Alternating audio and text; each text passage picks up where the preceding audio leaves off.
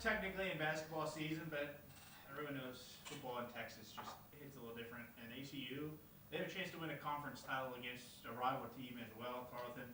Just talk about how exciting that is around campus, especially being in an athletic program. Man, didn't the schedule work out great?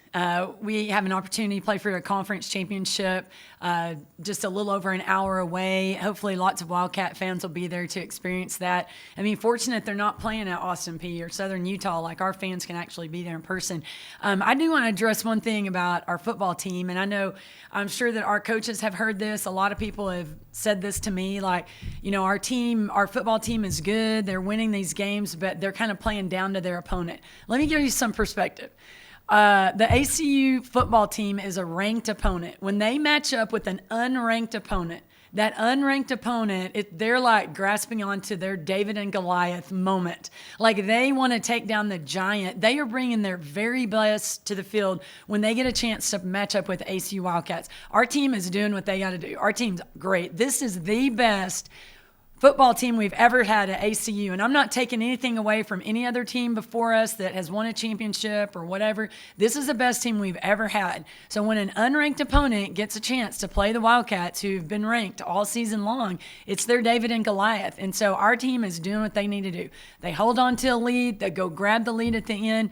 They're fighting back the contenders, and they're getting it done every day. And just some perspective, like because they're ranked, have this huge target on their back, and everyone's coming for them. And so I am so proud of Coach Patterson and his staff for having their team ready to go week after week. I want somebody to defend me like Julie. That's what I want at the end of the day. All right, let's get back to the task at hand, basketball. Good start to the season. I mean, 60-point win is always usually nice, and then you go over to Florida, take down a tough FIU team by just 3 points. Kind of talk about the start of your season. You guys starting off hot, playing pretty well. It was so fun to begin our season at home. We got to play in front of our home crowd. I think our players did a great job of just being prepared for that game, going out and, scoring first. I think we scored first 3 of the 4 quarters, played some really good defense that turned into early offense for us. So the thing that we got out of the first game was just a lot of confidence. Like, it was like this revelation, like, hey, the things that we've been working on, like this really works when we all do what we're supposed to. And you mentioned it, like really tough opponent in FIU. Our first trip on the road was a pretty long flight to Miami, Florida. Played against a really talented FIU team, very athletic, very long in every position, and really caused us some problems. I mean, we had way too many turnovers that turned into extra possessions and easy points for them. We fouled way too much. And so it was a great learning experience from us. Just for us to come back and work on some things that we didn't do so well in that game. And certainly we are so grateful and so excited for that win. I think that's going to prove to be a really big win on our schedule this year to be able to go to Miami and win that game. But we're not going to accept in victory what we would not accept in defeat. And so we came back, had a couple of days to prepare for our next opponent, and just tried to correct some of the mistakes that we made in that game. And in the first 2 games, it really seems like your veteran players have stepped up, the ones who've been in the program. Specifically Bella, I mean, longest tenured Wildcat on your roster, so there's no surprise there, but the fact she's able to have that kind of impact so early to kind of show off, this is how the Wildcats do it. What does that mean to you? We were in tremendous foul trouble in the FIU game, and we had players playing in multiple positions. Bella Earl was no exception. We had her at the point a lot in that game. Both of our point guards were out in foul trouble, and she just takes on, whatever role I hand to her. And I think she's ready now. If I tell her, hey, you got to inbound the ball, you're going to be the 4 the next few possessions, she'll do that. She's generally our 2 or our 3, but she'll play whatever position her team needs for her to. I thought her second half at FIU was one of the best halves of basketball I've seen Bella Earl play. Whether it was conscious or unconscious, she just put our team on her back. She was scoring at all different levels, getting to the free throw line, hitting threes, sprinting the floor, making layups in transition. Just what you need a veteran player to do for you. And Bella for sure is the leader of our team, and it was really awesome just to see her kind of quietly take the team on her back and get things done. When we had a lot of players sitting on the bench in foul trouble, she was by far the most experienced player on the floor, and it was just really fun to see her take over like she did. big difference, it seemed like, in that FIU game at the end was free throws. I think you guys had 80%, they had 60. Your team's shooters, they should know how to shoot, so the fact that they're able to take a win with that game, specifically from their shooting from the free throw line, what does that mean? They're able to take those tense moments and stay calm. You know, there's a lot of things that happen throughout the course of the game that you have no control over, but you 100% control your response. And, you know, the response to getting fouled is step up to the line and make your free throws. We work on free throws a lot. We have really good shooters on our team, and we do expect them to make free throws down the stretch. And, you know, in the fourth quarter, when you're trying to get back into the game, those free throws are huge. Those are huge moments. And I was really proud of the way our players handled those moments, and they just stepped up to the line and made their free throws. And looking ahead, a couple of Texas matchups. Talk about those. What kind of challenges does that have? And actually, how nice is it to be able to play Texas teams as a team?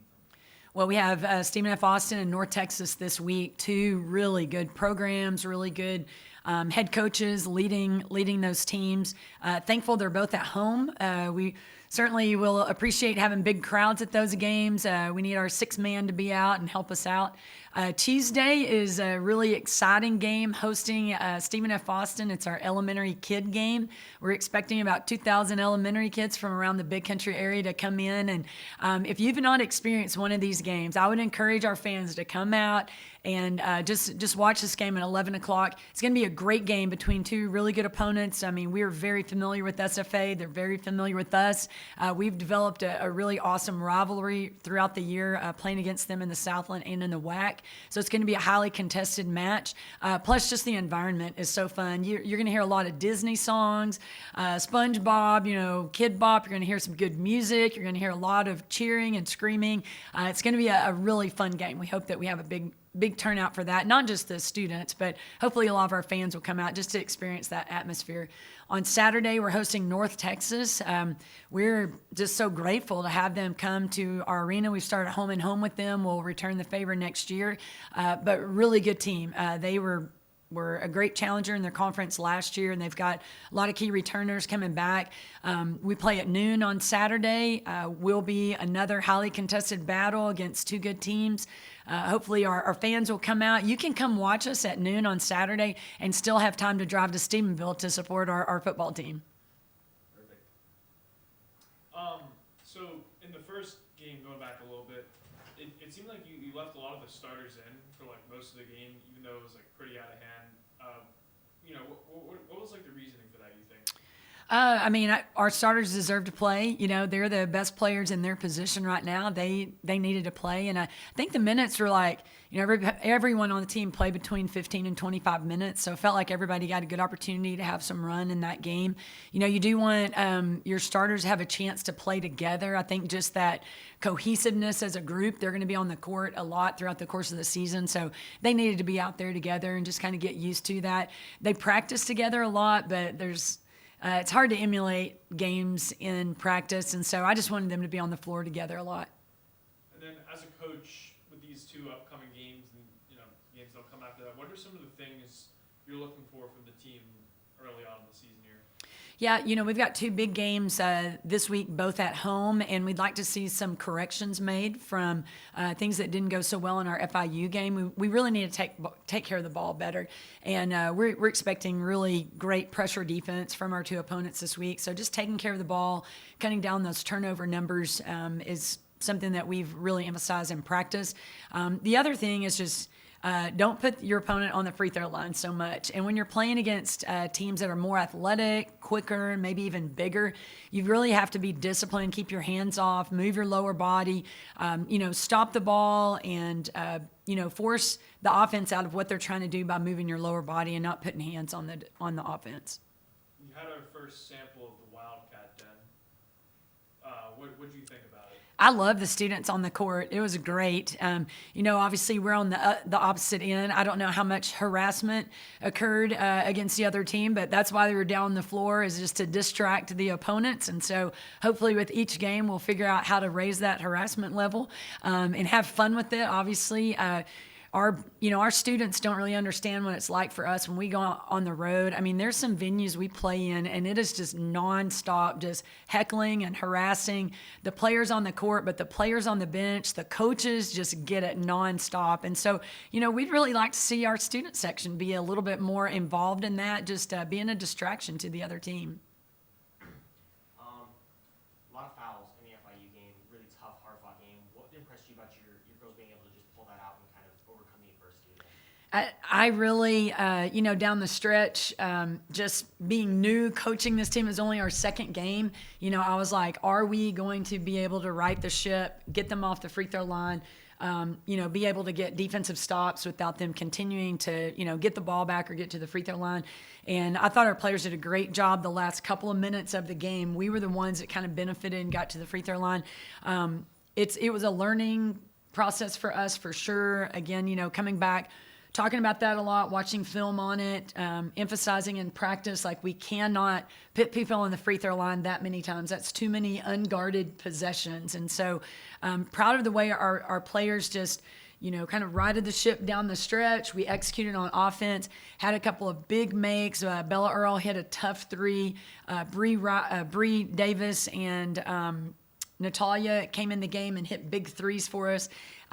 Paula had a huge charge. Once we finally tied the game up, we lost the ball, and we had Paula Piquet down there taking a charge. We got the ball right back, and then it was kind of our game after that. But we cannot put people on the free throw line like that. And that's just a discipline thing, being exactly where your teammates need you to be so that you can kind of dictate what the offense is able to do.